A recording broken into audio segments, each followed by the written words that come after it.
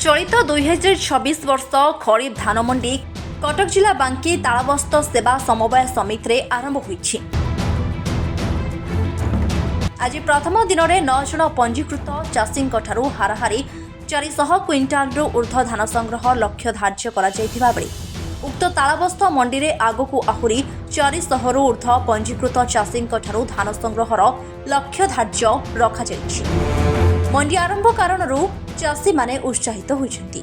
बांकी उपखंड रे गत मास 26 तारिख रे धान मंडी उद्घाटित होइतिले मध्य विभिन्न कारण पई टिके विलंब सामान्य विलंब होइछि। आमे आज 9 तारिख जनवरी 9 तारिख रे तालबस्त रे बांकी उपखंड रे प्रथम थर पई धान मंडी खरीफ चलित वर्षर आरंभ कलु। आज आमर पाखापाखि 9 जन चाषी ठारू 400 क्विंटाल धान संग्रह करियार लक्ष्य रखा जाइछि।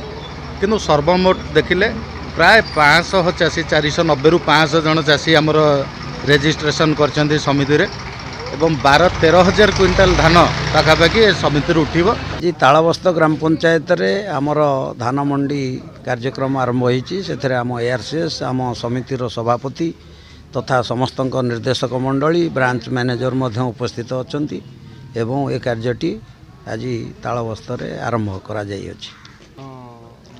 धान तो ये हजार हजार क्विंटाल उठिबो। तेबे आज मिलर स्ट्रेंथ उपर निर्भर करुच्ची कारण से जिते गाड़ी दब सेते आमे मास भी सफिशिएंट आमे पाइलुनी तेणु धान उठाण रे बांकी रे किसी असुविधा हेबो नै। हमर तो आगु प्रथम मंडी बार्थपुर खोला होइतला एटा हमर सेकंड मंडी हमर तालबस्त रे खोला होजी आ ए भितर हमर सब जगह मंडी खोली जीवो।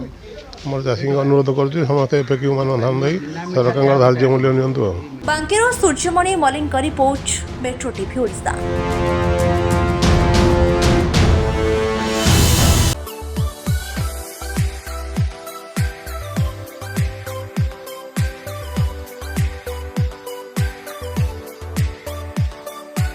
हॉलमार्क ऑर्नामेंट्स स्वप्नरू सत जाए।